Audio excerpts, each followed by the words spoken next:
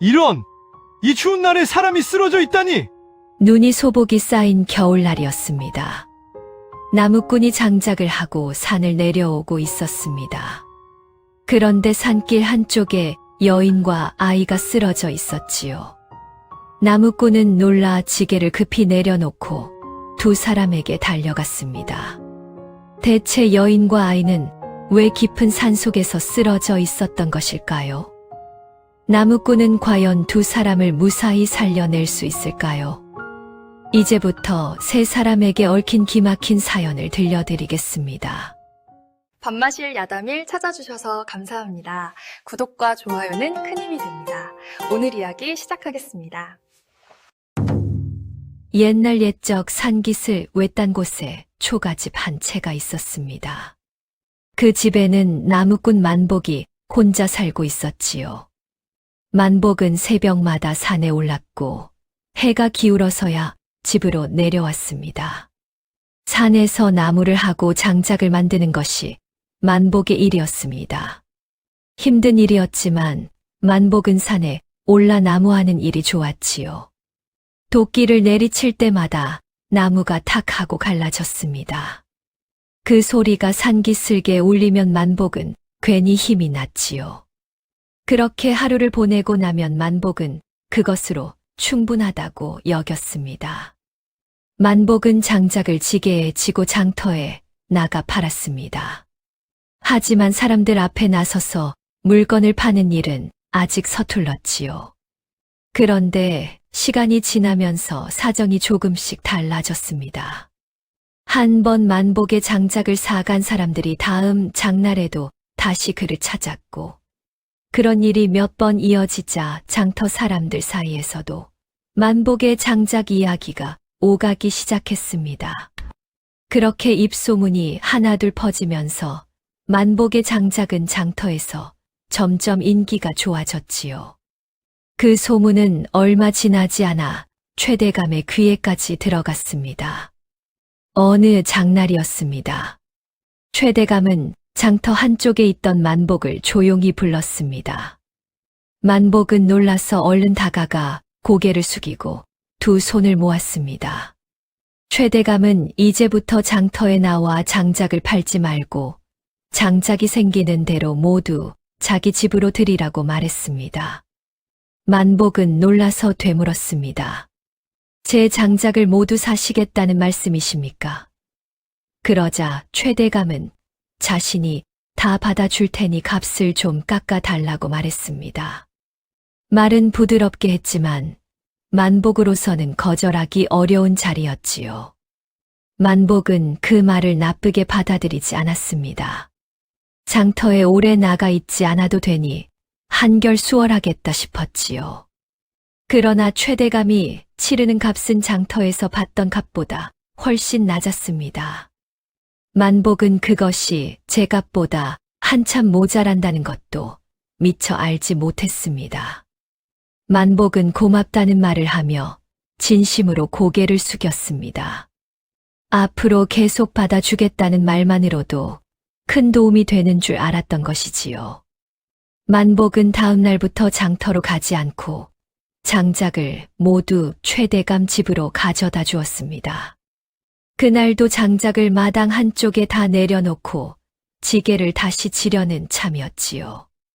그때 최대감이 만복을 불러 세웠습니다. 집안에 일손이 조금 부족하니 조금만 도와달라는 말이었습니다. 만복은 그 부탁을 거절하지 못했습니다. 잠깐이면 끝나겠거니 하고 일을 거들었지요. 그런데 일은 생각보다 길어졌고 해가 저물어서야 겨우 끝이 났습니다. 만복은 지친 몸을 이끌고 집으로 돌아왔습니다. 저녁도 제대로 먹지 못한 채 방바닥에 눕자마자 잠이 들고 말았지요. 이런 부탁은 그날 한 번으로 끝나지 않았습니다. 만복이 장작을 가져다 줄 때마다 최대감은 이런저런 일을 공손하게 부탁했습니다. 하지만 만복은 사람이 워낙 순한 탓에 그런 부탁을 거절하지 못했지요. 한 번은 지난 폭우에 담벼락 한쪽이 무너졌다며 와서 잠깐만 손을 보태 달라고 했습니다. 만복은 잠시 망설였지만 이내 고개를 끄덕이며 그러겠다고 했습니다. 그런데 막상 가보니 손볼 곳이 적지 않았습니다. 무너진 흙을 다시 쌓아야 했고 밀려난 돌도 하나씩 맞춰 올려야 했지요. 만복은 하루 종일 담벼락 고치는 일을 했지만 날이 저물도록 끝이 나지 않았습니다. 해가 기울 무렵 최대감은 만복을 다시 불러 말했습니다. 내일 하루만 더 와서 도와줄 수 있겠나? 만복은 그 말에도 싫다는 소리를 하지 못했습니다. 결국 다음 날에는 산에 나무하러 가지도 못하고 아침부터 최대감 집으로 발걸음을 옮겼지요. 그렇게 만복은 늘 바쁘게 지냈습니다. 하지만 손에 남는 것은 언제나 얼마 되지 않았지요. 열심히 살아도 살림이 좀처럼 나아지지 않았지만 만복은 그 까닭을 깊이 생각해 본 적이 없었습니다. 칼바람이 매섭게 불던 어느 겨울날이었습니다. 만복이 산길을 내려오다가 길가에 사람이 쓰러져 있는 것을 보았습니다. 이 추운 날에 웬일이람. 가까이 다가가 보니 젊은 여인 하나와 그 곁을 지키고 있던 어린아이였지요. 여인은 정신을 잃은 채 쓰러져 있었습니다. 얼굴은 핏기 하나 없이 하얗게 질려 있었지요. 아이는 그 곁을 떠나지 못하고 바짝 붙어 앉아 있었습니다. 얼어붙은 작은 손으로 여인의 옷자락을 꼭 붙잡고 있었지요. 만복은 그 모습을 보고 차마 그냥 지나가지 못했습니다. 곧바로 여인을 등에 업고 아이에게 손을 내밀었지요. 자, 내 손 잡거라. 같이 내려가자. 아이는 울먹이면서도 만복의 손을 꼭 붙잡았습니다. 만복은 두 사람을 데리고 서둘러 산길을 내려왔습니다. 만복의 집은 넉넉하지 않았습니다. 방도 하나뿐이었고 집 안에 들여놓은 살림살이도 많지 않았지요. 그래도 만복은 두 모자를 내치지 않았습니다. 여인의 이름은 순이었고 아이의 이름은 길이었습니다. 만복은 먼저 아랫목에 불을 지폈습니다. 장작불이 서서히 오르자 차가웠던 방바닥도 조금씩 따뜻해지기 시작했지요. 그러고는 솥에 죽을 쏘어 먼저 길이부터 한 술씩 먹였습니다. 자, 이것 좀 먹거라. 뜨거우니 후후 불어서 먹어야 한다. 길이는 두 손으로 사발을 꼭 감싸 쥔 채 뜨거운 김을 조심스레 불어가며 죽을 떠먹었습니다. 만복은 그 모습을 가만히 바라보다가 조용히 웃었지요. 순이는 며칠이 지나서야 겨우 정신을 차렸습니다. 하지만 몸이 좀 나아진 뒤에도 좀처럼 말을 하지 않았습니다. 낯선 집에 몸을 의지하고 있으니 마음이 편할 리 없었지요. 만복도 굳이 이것저것 캐묻지 않았습니다. 길이는 순이보다 먼저 만복에게 마음을 열었습니다. 아직 어린아이였으니 누가 제게 잘해주는지는 금방 알아보았던 것이지요. 길이는 만복이 제 밥을 덜어 자기에게 덜어주는 것도 알고 있었습니다.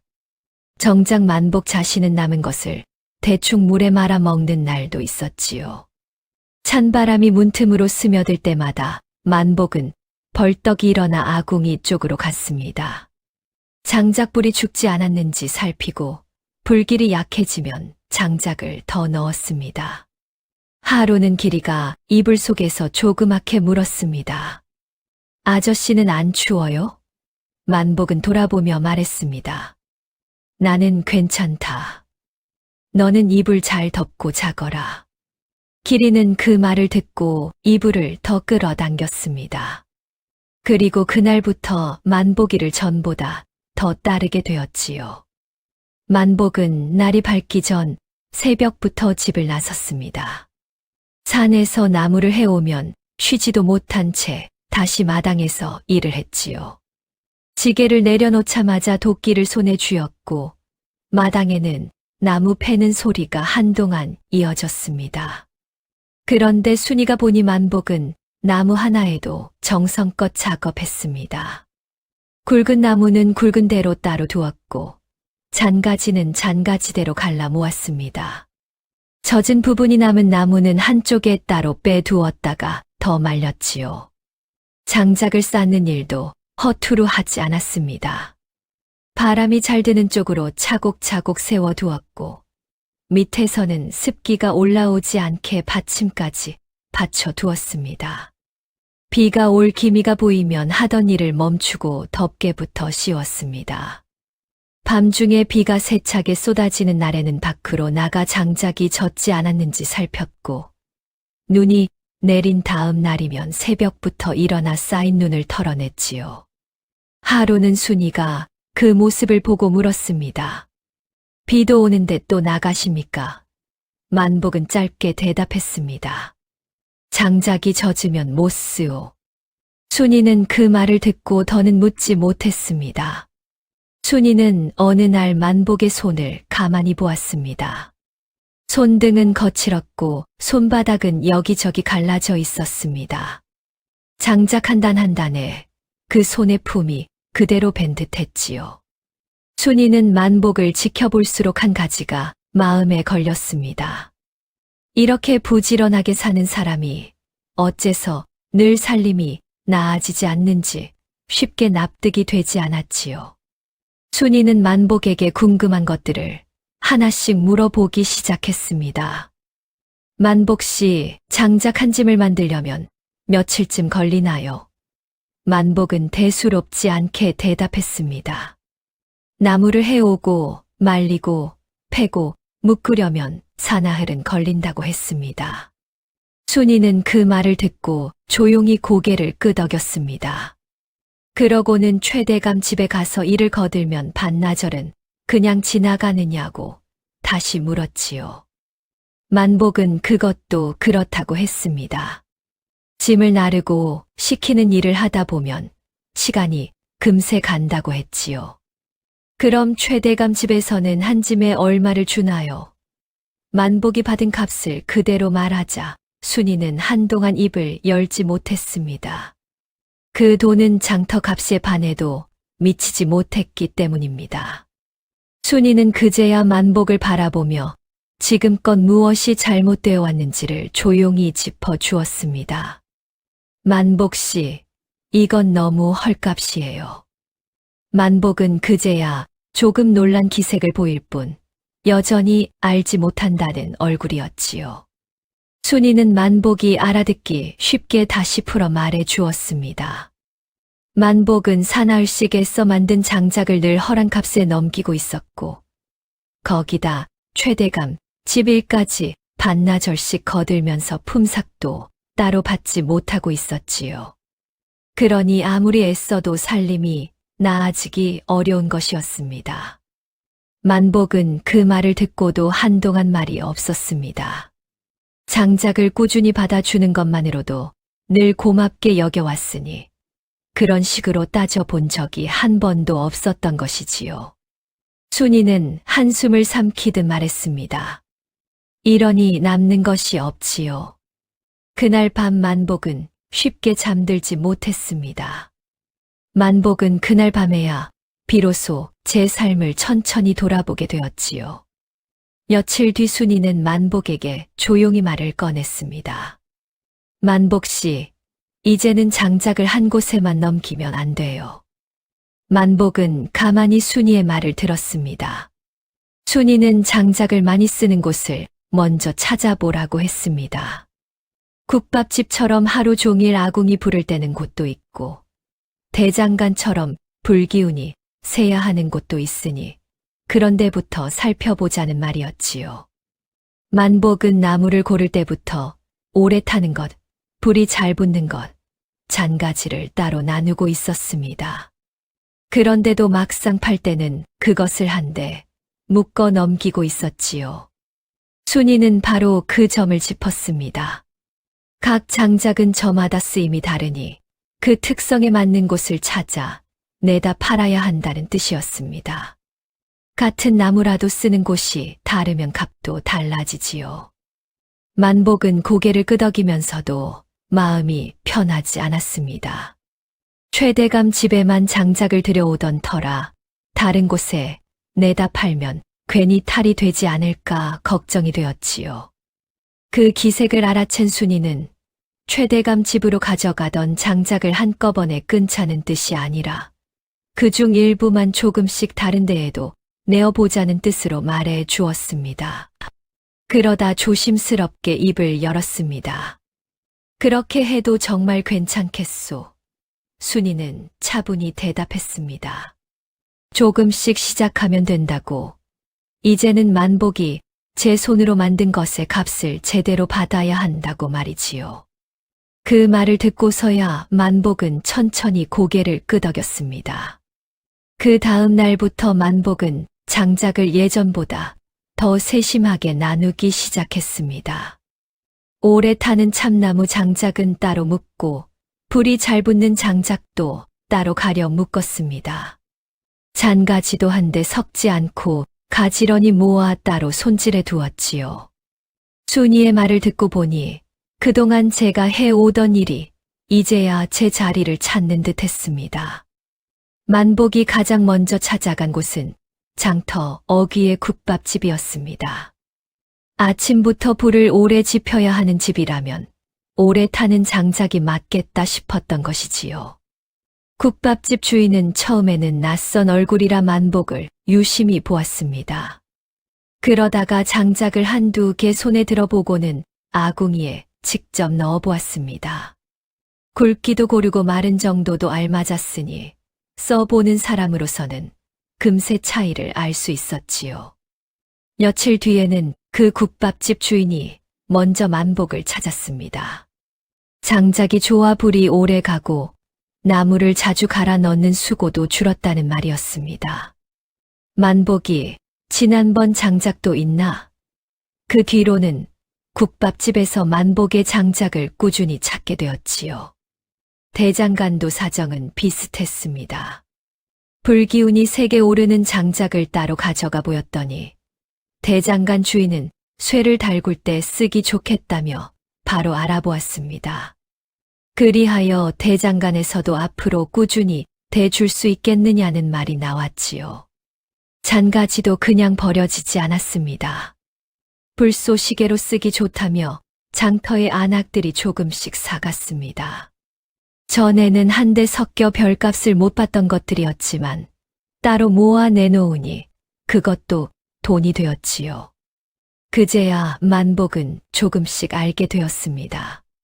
같은 나무를 패더라도 어떻게 나누고 어디에 내느냐에 따라 값이 달라진다는 것을 말입니다. 그동안은 장작을 만드는 데에만 마음을 쏟았지 그것을 어떻게 팔아야 하는지는 제대로 생각해 본 적이 없었던 것이지요. 그날 만복은 집으로 돌아오자마자 순이에게 받은 돈을 펼쳐 보였습니다. 국밥집과 대장간에서 받은 돈이었습니다. 최대감 집에 한꺼번에 넘기고 받을 돈보다 훨씬 많았지요. 만복은 들뜬 얼굴로 말했습니다. 순이 씨, 정말 돈이 많죠. 순이는 그 돈을 보고 조용히 웃었습니다. 그리고 이제야 제 값을 받기 시작한 것뿐이라고 말해 주었지요. 만복은 그 말을 듣고 한동안 돈에서 눈을 떼지 못했습니다. 그날 밤 만복은 잠자리에 누워서도 쉽게 잠들지 못했습니다. 고된 하루를 보냈는데도 마음은 이상하리만큼 가벼웠지요. 내가 만든 장작이 원래 이런 값이었던 게로구나. 만복은 속으로 몇 번이나 그 말을 되뇌었습니다. 이제야 비로소 애쓴 만큼 보상이 보이는 듯했기 때문입니다. 그 뒤로 만복의 하루는 전보다 훨씬 바빠졌습니다. 장작이 나가는 곳이 늘어나자 만복도 신이 났습니다. 산에 올라 나무를 더 했고 집에 돌아와서는 장작을 더 팼습니다. 날이 밝기 전부터 움직였고 해가 진 뒤에도 손을 놓지 않았지요. 그리고 국밥집과 대장간에도 직접 가져다 주어야 했고 자잘한 주문까지 챙기려니 쉴 틈이 없었습니다. 하지만 만복의 몸은 하나뿐이었지요. 그 모습을 보며 순이는 걱정이 되었습니다. 하루는 만복의 수척해진 얼굴을 가만히 살피다가 조용히 말했습니다. 만복 씨, 얼굴이 너무 상했어요. 만복은 대수롭지 않게 웃어 보였습니다. 요즘은 돈이 제대로 들어오니 힘든 줄도 모르겠다는 뜻이었지요. 하지만 순이는 그 말을 그대로 넘기지 않았습니다. 몸이 먼저 상하면 그 돈도 다 소용없어요. 며칠 더 지켜본 뒤 순이는 만복에게 일을 나누어 해야 한다고 다시 일렀습니다. 국밥집과 대장간처럼 큰 곳은 만복이 직접 챙기는 편이 좋다고 했습니다. 그런 곳은 장작의 질도 중요하고 무엇보다 만복이를 믿고 사는 곳이기 때문이었지요. 대신 동네 개인집에 조금씩 나가는 장작은 품삯을 주고 다른 사람 손을 빌리자고 했습니다. 만복은 처음에는 선뜻 내키지 않았습니다. 남이 하는 일이 제 손으로 하는 것만 못할까 걱정이 되었던 것입니다. 순이는 차분히 대답했습니다. 만복 씨 몸은 하나뿐이에요. 혼자 다 하려고 하면 더 큰 일을 놓칠 수 있어요. 만복은 그 말을 오래 생각했습니다. 그러고는 며칠 뒤 동네에서 품을 팔 사람을 하나 구했습니다. 그 뒤로는 일이 조금씩 정리가 되기 시작했지요. 만복은 국밥집과 대장간을 직접 돌았습니다. 국밥집과 대장간에 장작을 갖다 주면서 그냥 돌아오지 않았습니다. 주인들에게 어떤 장작이 더 나은지 직접 들었습니다. 그 말을 듣고 장작의 굵기와 묶는 법까지 조금씩 맞추어 갔지요. 그렇게 하니 한 번 거래가 트인 곳은 쉽게 끊어지지 않았습니다. 동네 개인집으로 나가는 장작은 품삯을 주고 맡긴 사람이 돌렸습니다. 만복이 미리 묶어놓은 장작을 지게에 지고 집집마다 갖다 준 것이지요. 그러자 만복 혼자 감당하던 때보다 장작이 훨씬 더 많이 나가기 시작했습니다. 그제야 손에 남는 돈도 눈에 띄게 달라졌습니다. 예전에는 장작을 팔아도 남는 것이 거의 없었습니다.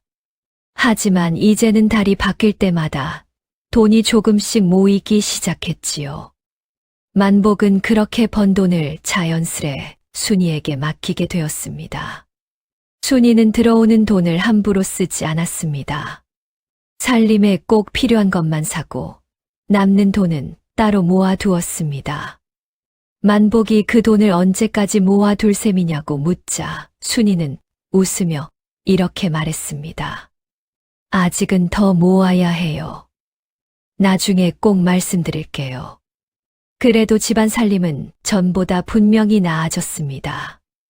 길이 옷도 새로 지어 입혔고 밥상에 오르는 반찬도 하나둘 늘어났습니다. 방에 덮는 이불도 전보다 나은 것으로 들여놓았지요. 기리는 새 옷을 입고 마당을 뛰어다니며 좋아했습니다. 그러다가 만복에게 달려와 해맑게 말했지요. 아저씨, 이 옷 좋아요. 그 말을 듣는 만복의 얼굴에도 웃음이 번졌습니다. 만복은 그때 처음 알았습니다. 장작 장사도 제대로 해나가면 살림을 일으킬 수 있다는 것을 말입니다. 그렇게 집안 형편은 조금씩 달라지고 있었습니다. 그리고 순이가 따로 모아두는 돈도 날이 갈수록 늘어나고 있었지요. 그 돈이 훗날 어디에 쓰이게 될지는 그때의 만복은 아직 알지 못했습니다. 어느 날 저녁이었습니다.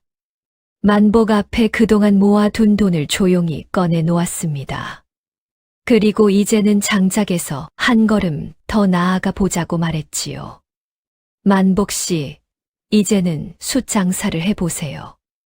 만복은 그 말을 듣고 선뜻 답하지 못했습니다.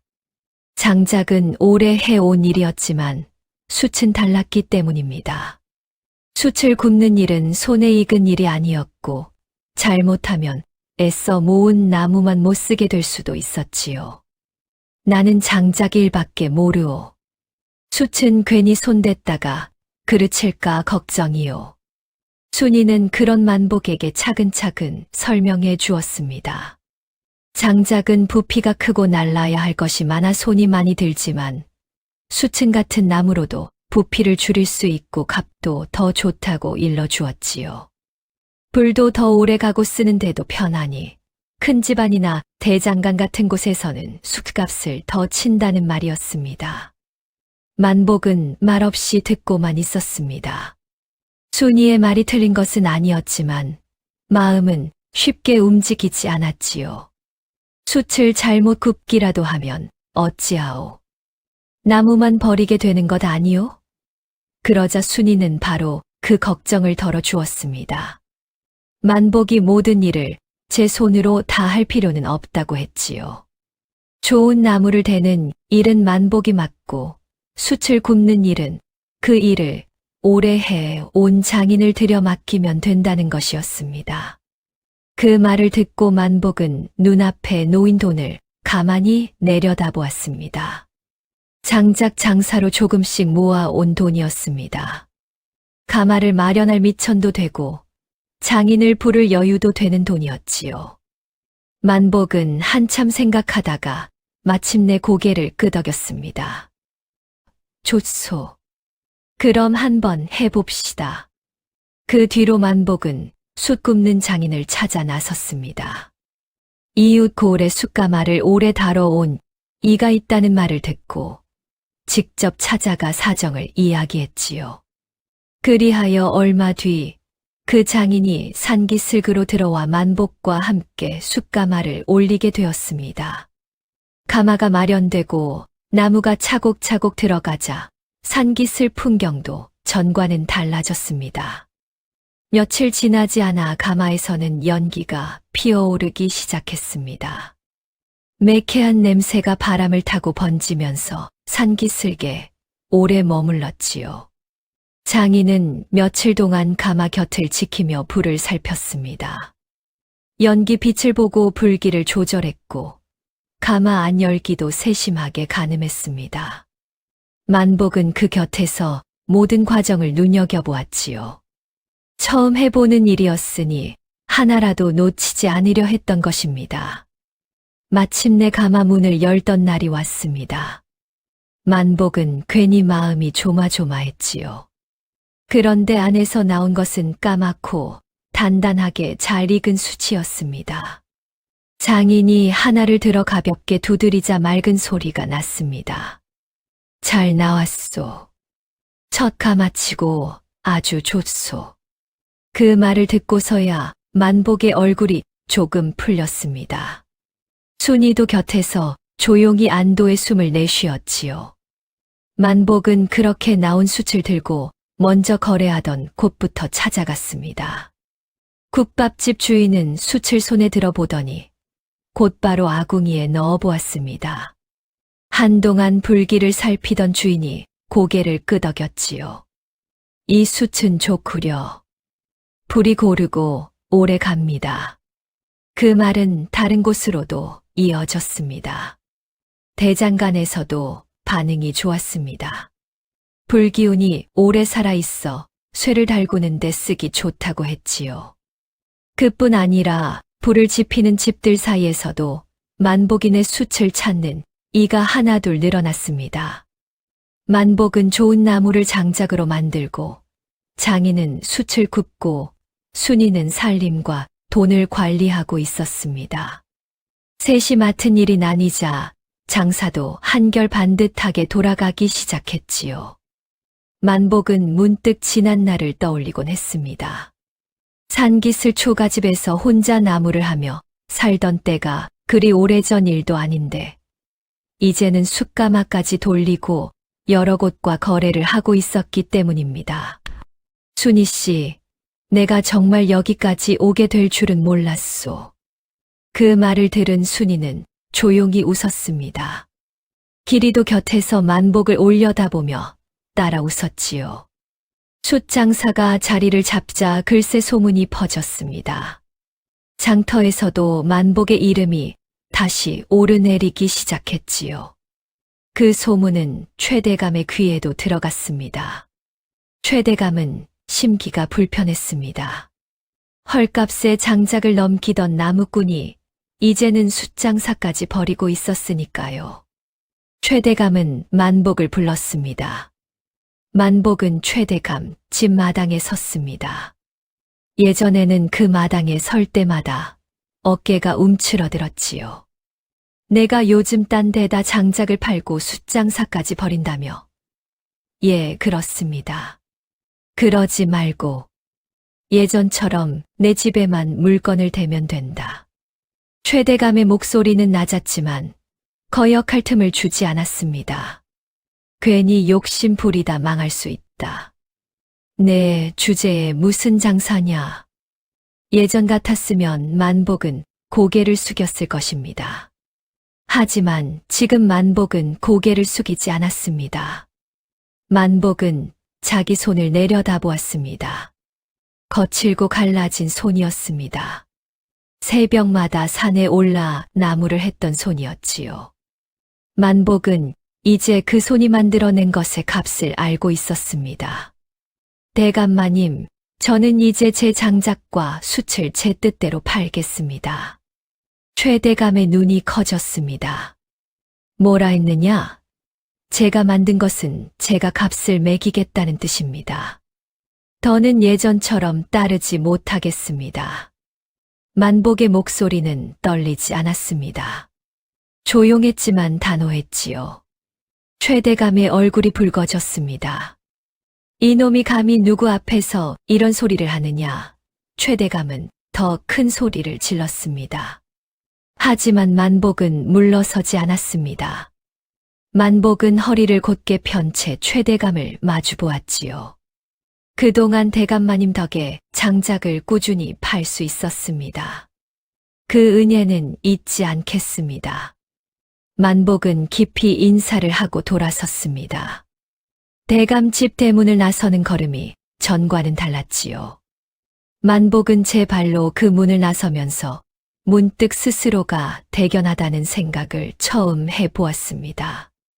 만복은 산길을 걸어 집으로 돌아왔습니다. 마당에서 기리가 뛰어나왔습니다. 아저씨, 안녕히 다녀오셨어요. 만복은 기리의 머리를 쓸어 주었습니다. 그리고 순이를 보았지요. 순이는 만복의 얼굴을 보고 무슨 일이 있었는지 알았습니다. 만복의 눈이 전과 달랐기 때문이었지요. 움츠러들던 눈이 아니었습니다. 순이는 아무 말 없이 웃었습니다. 만복도 웃었지요. 만복과 순이는 차곡차곡 모은 돈으로 기와집 한 채를 샀습니다. 반듯한 대문이 달린 집이었습니다. 마당도 넓었지요. 이삿짐을 옮기는 날이었습니다. 기리가 새 집 마당을 뛰어다녔습니다. 와, 마당이 넓어요. 기리의 웃음소리가 마당 가득 퍼졌습니다. 만복은 그 모습을 대문 앞에 서서 한참 바라보았지요. 늘 비새는 초가집이었습니다. 벽 틈 사이로 바람이 들어오고 겨울이면 냉기가 올라오던 집이었지요. 그런데 이제는 기와를 얹은 집에서 살게 되었습니다. 마당 한쪽에는 장작이 가지런히 쌓여 있었습니다. 다른 한쪽에는 숯가마니가 놓여 있었지요. 만복이 손으로 일군 것들이었습니다. 형편이 크게 달라졌지만 만복은 변하지 않았습니다. 만복은 여전히 새벽이면 먼저 일어났습니다. 산에서 나무도 해오고 마당도 쓸고 아침부터 부지런했습니다. 어느 날 저녁, 셋이 밥상 앞에 앉아 있었지요. 기리가 밥을 먹다 말고 만복을 올려다보았습니다. 아버지, 만복의 숟가락이 멈추었습니다. 순이도 고개를 들었지요. 기라, 지금 뭐라고 했느냐? 아버지라고 했어요. 기리는 아무렇지 않은 얼굴이었습니다. 이미 오래전부터 마음속으로는 그렇게 부르고 있었던 것이지요. 만복은 아무 말도 하지 못했습니다. 숟가락을 든 손이 떨렸습니다. 만복은 고개를 숙이고 한참을 가만히 있었지요. 순이도 그 말을 듣고는 선뜻 입을 열지 못했습니다. 그날 이후 기리는 만복을 아버지라 불렀습니다. 만복은 들을 때마다 가슴이 뭉클했지만 내색하지 않았지요. 그저 기리의 머리를 쓸어 주었습니다. 어느 날 만복이 먼저 입을 열었습니다. 순이 씨. 예. 처음에는 내가 순이 씨와 기리를 살린 줄 알았소. 순이는 가만히 만복을 바라보았습니다. 그런데 돌아보니 나를 살려준 사람은 순이 씨였소. 내 눈을 열어준 것도 순이 씨였고 내 삶을 바꿔준 것도 순이 씨였소. 만복의 목소리는 낮고 조용했습니다. 순이 씨만 괜찮다면 앞으로도 셋이 이렇게 살고 싶소. 순이는 한참을 말하지 못했습니다. 바람에 마당의 나무잎이 바스락거렸지요. 멀리서 굴뚝 연기가 천천히 올라가고 있었습니다. 저도 좋아요. 순이의 대답은 짧았습니다. 하지만 그 한마디에 모든 것이 담겨 있었지요. 두 사람은 혼인을 올렸습니다. 큰 잔치는 아니었습니다. 마당에 밥상을 놓고 셋이 마주 앉았지요. 기리가 두 사람 사이에 앉아 방긋 웃었습니다. 산기슭에서 장작이나 패던 나무꾼이었습니다. 산길에서 쓰러져 있던 여인과 아이였습니다. 그런 세 사람이 만나 끝내 한 가족이 되었습니다. 기와집 굴뚝에서 연기가 올라가고 있었습니다. 따뜻한 연기였지요. 그 연기는 오래도록 피어올랐답니다. 오늘 이야기는 여기까지입니다.